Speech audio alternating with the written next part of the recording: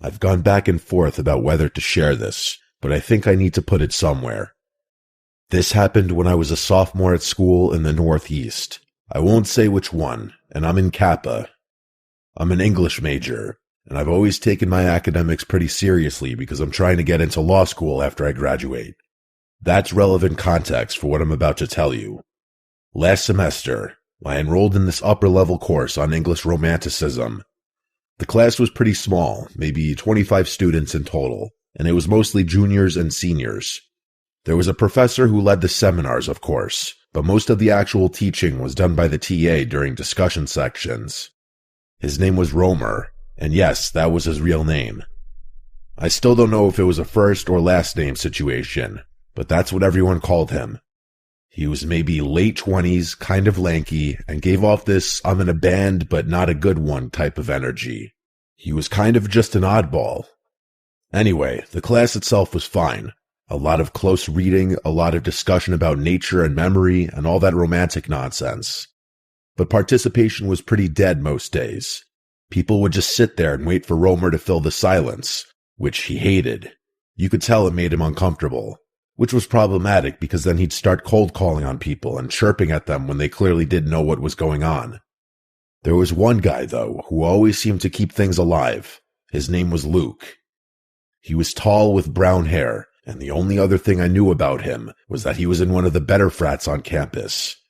He had this way of making jokes at just the right moment, not to be annoying, but to break the tension when things got awkward, and he actually did the reading, which was rare.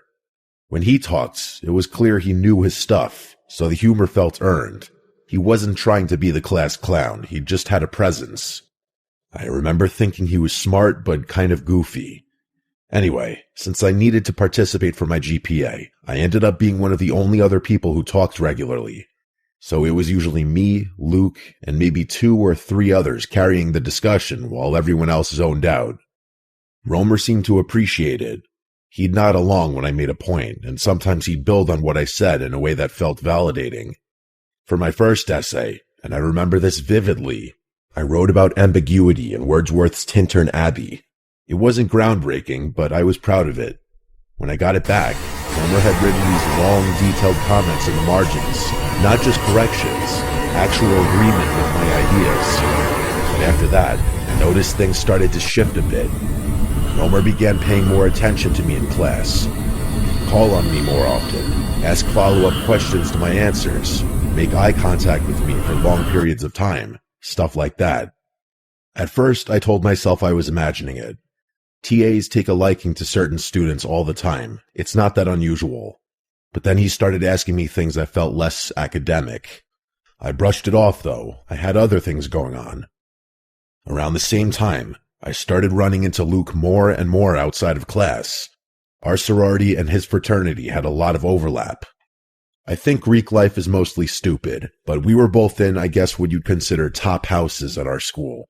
So we had a lot of joint mixers, date nights, and just always went to the same parties. And Luke was just always there. So naturally, we just ended up talking more and more, and I started taking a liking to him. After a few weeks of this, he asked if I wanted to grab dinner sometime, and I said sure. We went on maybe 3 dates before things progressed. He was sweet, attentive, all the things you'd want. We started sleeping together, and everything felt normal. I wasn't head over heels or anything, but I liked him. It was uncomplicated, low maintenance, and mostly painless. One afternoon after class, I was walking to my car when I saw Luke standing behind the lecture hall, smoking a cigarette with Romer. They were talking like they knew each other, which struck me as weird. I didn't even know Luke smoked. When I asked him about it later, he laughed and said he was just trying to get on Romer's good side so he wouldn't have to try as hard toward the end of the semester. I told him that was kind of pathetic, and he laughed and said he'd take pathetic over a bad grade any day. A few weeks later, when I came back, I noticed his phone was lying next to him on the bed, with a YouTube video playing. I know I shouldn't have looked, but curiosity got the better of me. Can you blame me? I'm a college girl in a sorority. The types of guys I'm surrounded by would cause any rational person to develop trust issues. So I went through his phone. I'm not sure what I was expecting to find, but I was definitely not expecting to find a collection of photos of me. And there were a lot of them. Some were more benign. Photos of me going about my day or studying or walking to class. But there were others.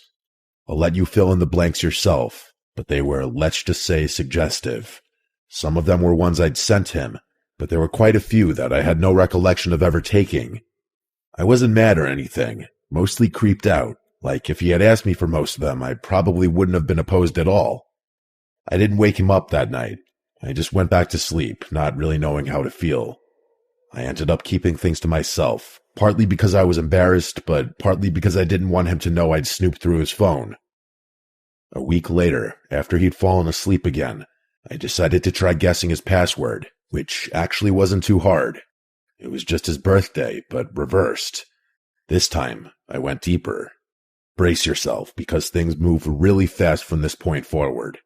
I checked his messages, his deleted photos, everything, and I found something horrifying.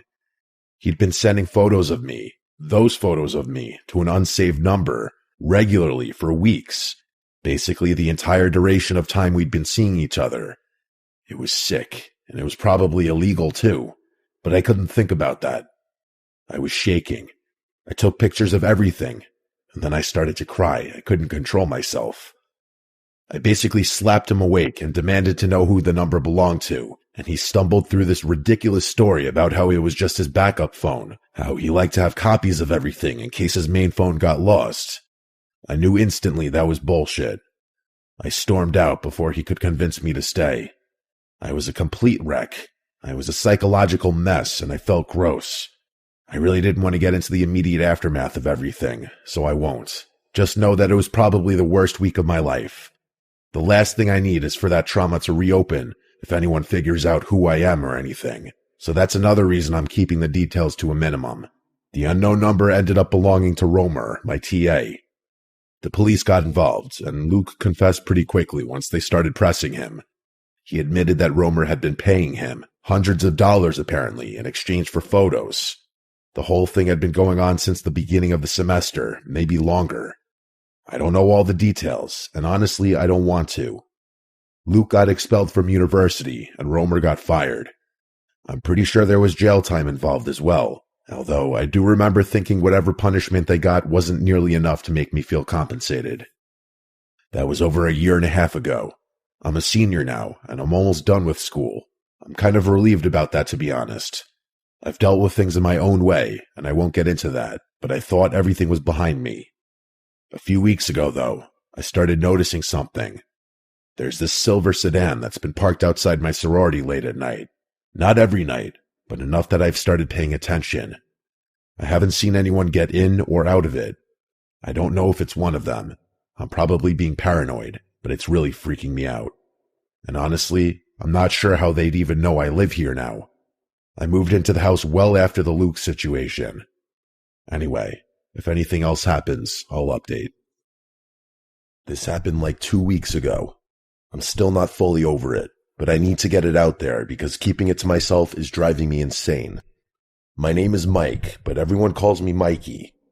I'm 22, and I'm still living with my parents in Northern California. And before you ask, no, it's not the California you're picturing. I always have to explain this to people. Not every part of the state is beaches and palm trees. Where I live, it snows pretty heavily. We're talking middle of nowhere, surrounded by forest, closest neighbor is a 10-minute drive kind of situation. I've been skiing my whole life, so the cold doesn't bother me. If anything, I prefer it, but that's not really the point. The point is that 2 weekends ago, my parents flew out of the country for a wedding. Some friend of my mom's was getting married in Portugal, and I wasn't invited, but I didn't really care about that. A weekend alone in the house sounded kind of nice. Our house isn't anything special, just your standard 3-bedroom, 1-story, nothing fancy. My parents' room is at one end of the hall, mine is at the other, and there's a guest room in between that we mostly use for storage. The living room and kitchen are in the middle of the house, and the front door opens right into the living room. I'm describing this because it'll be important later. The first night alone was fine. I went to bed around 2 a.m. and passed out pretty quickly. The second night is when everything went wrong. I went to bed around the same time, maybe a little earlier. I remember being more tired than usual, so I knocked out fast. I don't know what time it was when I woke up, but it was the middle of the night. That's pretty irregular for me. I knew something woke me up because I always have to keep my phone on airplane mode when I sleep. So it wasn't that, but I had no idea what it could have been. I scanned the room, but it was pitch black. As my eyes started adjusting to the darkness, though, I saw something strange. My closet door was wide open. I always keep that door closed, always. It's one of those sliding doors that doesn't stay shut on its own, so I make a point of closing it every night before bed. I know that sounds weird, but I've had to think about open closet doors since I was a little kid. The point is, I didn't leave it open. I know I didn't. I started freaking out a little. My brain was doing that thing where it's trying to convince you that you're still dreaming, but I knew I wasn't. I was fully awake.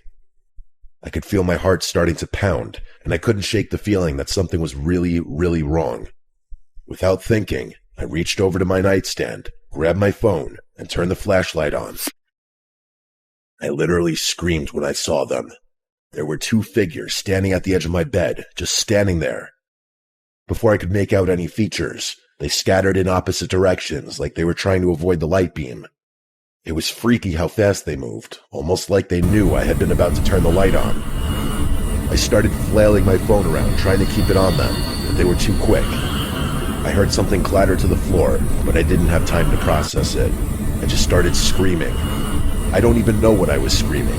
I think I was just making noise out of pure panic. The two figures bolted from my bedroom door. I heard their footsteps pounding down the hallway, and I started chasing them before I could have a second thought. By the time I got out of bed and made it to the hall, though, I heard the front door slam. I ran to the living room, but they were already gone. I stood there in the living room for I don't even know how long. My hands were shaking, and I was just trying to focus on catching my breath. The moment I regained my composure, I ran back to my room, locked the door, and called 911. While I was waiting for the police in the safety of my locked room, I finally turned the light back on. That's when I looked down at the floor by the edge of my bed and saw what had clattered during the commotion. It was one of my mom's kitchen knives. I almost threw up. I'm not kidding. Those people had been standing over me with a knife while I was sleeping. If I hadn't woken up when I did, I don't even want to think about what would have happened. I probably wouldn't have woken up. The police showed up maybe 20 minutes later. They searched the entire property, but there was no sign of anyone, of course. They took my statement, asked me a bunch of questions, and then one of the officers told me I must have forgotten to lock the front door. I told him I remembered locking it, but he just kind of shrugged and said that was the only explanation, being as there were no signs of forced entry, and every other door and window throughout the entire house was locked. The only thing that even could have been unlocked was the front door. I accepted that and watched them leave, but I knew I locked the front door. Fast forward through the nonsense of my parents getting home the next day and scolding me all over again for forgetting to lock the front door. There's no need to get into that. It's been 2 weeks now, and I still don't have an explanation. Forget whether the door had been locked or not. Why the hell were two people in my room with a knife? Just rob the place. It's not like I would have noticed them come and go. At first, I thought whoever broke into my house that night might have known my parents were out of the country, but now I'm starting to doubt that theory, because I have trouble believing standard thieves would go out of their way to kill someone. My name is Natasha. This started happening about 3 months ago, right after I broke up with my ex, Tibbet. I'm 23, and I just moved into my first solo apartment after living with roommates since college. It was nothing special, a 1-bedroom in a mid-sized complex in Columbus, Ohio. I work remote, so I'm home a lot. That's part of why I wanted my own place. I was tired of trying to take calls while my roommates were being loud in the kitchen or whatever. The apartment was on the 2nd floor, facing the back of the complex, which meant my view was basically the parking lot and then some trees. Not exactly scenic, but I didn't care. I had my own space, my own schedule, and for the first time in my adult life, actual privacy. For the first few weeks, everything was fine. I didn't really interact with anyone in the building besides the occasional head nod. There was an older woman on the 1st floor who always seemed to be checking her mail whenever I walked by, and a couple across the hall who I'd hear arguing sometimes through the walls. That was about the extent of my social landscape.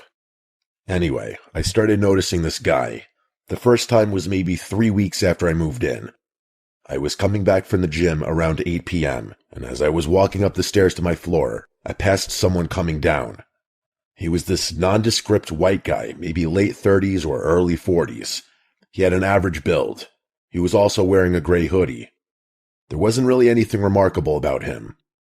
We did that awkward thing where you both try to move to the same side, then he just kind of squeezed past me without saying anything. I didn't think much of it. The second time was a few days later. I was in the parking lot getting something out of my car, and I saw him standing near the dumpsters. He wasn't really doing anything, just sort of standing there. When I looked over, he turned and walked away around the side of the building. Again, not that weird on its own. I shrugged it off and went about my business as usual. The third time is when things started feeling off. I was working at my desk, which faces the window overlooking the parking lot. It was the middle of the afternoon, and I happened to glance outside while I was on a call. There was a navy blue car parked in the lot that I didn't recognize, and someone was sitting in the driver's seat. I couldn't see their face clearly, but I could tell they were looking up at the building, at my floor, maybe at my window specifically, but I couldn't be sure. I watched for a few seconds, then went back to my call. When I looked again, maybe 10 minutes later, the car was gone. For whatever reason, that stuck with me. I started paying more attention after that, and the more attention I paid, the more I noticed him. The guy spent a lot of time in the parking lot, not every day, but often enough that it started to feel like a pattern. Sometimes he'd be walking through, sometimes sitting in that same blue car, which I realized was his a few days later. Once I saw him standing by the stairs to my building, just looking at his phone. He never looked directly at me, or if he did, I never caught him. But I started to get this feeling like he was always positioned in a way where he could see my apartment. I told myself I was being paranoid. The complex isn't that big. If someone lived there and kept similar hours to me, I'd probably see them a lot. That's just math. And I'd never actually caught him doing anything wrong either. He wasn't following me, and he wasn't approaching me. He was just around. But then something happened that I couldn't explain away. I have a pretty set routine. I go to the same gym at the same time most days, and I usually stop at this Chipotle on the way back twice a week. It's like a 15-minute drive from my apartment in a completely different part of town. One night, I'm sitting in the Chipotle eating by myself and scrolling through my phone. I look up, and there he is. That same guy with that same gray hoodie from the first time I saw him. He was just sitting at a table across the restaurant, eating a burrito bowl. I started to feel sick in my stomach, I'm not exaggerating. I felt physically sick for a second, because there was no reason he should be there. The gym I go to is in a different direction. This Chipotle isn't even near anything else. It's not like it's on a main road where you just happen to end up. You go there on purpose. I tried to rationalize it. I mean, Chipotle is pretty popular, and he was eating. He was also looking at me. Not obviously. He looked down at his food, then glanced up, then looked down again. I could feel it. When I got up to leave, I swear he started gathering his stuff too. I walked to my car fast. I didn't run, but I was moving. I got in, locked the doors, and just sat there for a second. When I looked back at the restaurant, I couldn't see him through the windows. I don't know if he came outside or not, but I didn't want to stick around. The drive home, I kept checking the mirrors. I didn't see anyone following me, but I took a weird route just to be safe. It was probably overkill, especially because he already knew where my apartment was, but I wasn't thinking straight. When I got back to my apartment, I sat in the dark for like an hour just watching the parking lot through my window. I never saw either him or that sedan. So eventually, I convinced myself I'd overreacted and went to bed. The next morning, though, I woke up and looked outside like I'd been doing every morning since this started. The sedan was there, and I could see someone sitting in it, so I didn't think twice and just called the police. I felt stupid doing it. What was I going to say? Something along the lines of, there's a guy who I keep seeing and it's making me uncomfortable. As silly as it sounded, I called anyway, and I tried to explain the situation. The officer I talked to was polite, but clearly thought I was being paranoid. He said they could send someone to check the parking lot, but unless the person was doing something illegal, There wasn't much they could do. He suggested I document things, write down dates and times, take pictures if I could, and call back if anything escalated. By the time a patrol car actually showed up, maybe 45 minutes later, the sedan was gone. The officer walked around the complex, knocked on a few doors, and basically told me what I expected. No sign of anyone suspicious, no complaints from other residents. He gave me a card and told me to call if anything else happened. Nothing happened for about a week after that. I started to relax a little. I figured maybe the police visits had spooked that creep, or maybe I really had been imagining things and my brain just needed to reset. But then I got the note. It was slipped under my door sometime during the night, and I found it in the morning when I woke up. It was a handwritten note that read, "You should really close your blinds at night." I was terrified. I remember dropping the note out of fear before scrambling to pick it back up. My hands were shaking, and I felt a really nasty feeling of danger and helplessness. I ended up moving out 2 weeks later. I didn't even wait for my lease to end. I just paid the penalty and left. I thought that was the end of it. I moved back in with my parents, planning to stay there until I found another apartment. But if that was really the end of it, I probably wouldn't be writing this. About a month after moving back home, I was driving back from the gym. A different gym, obviously, one near my parents' place. And that's when I saw it. A navy blue sedan parked on a random side street maybe 2 blocks from my parents' neighborhood.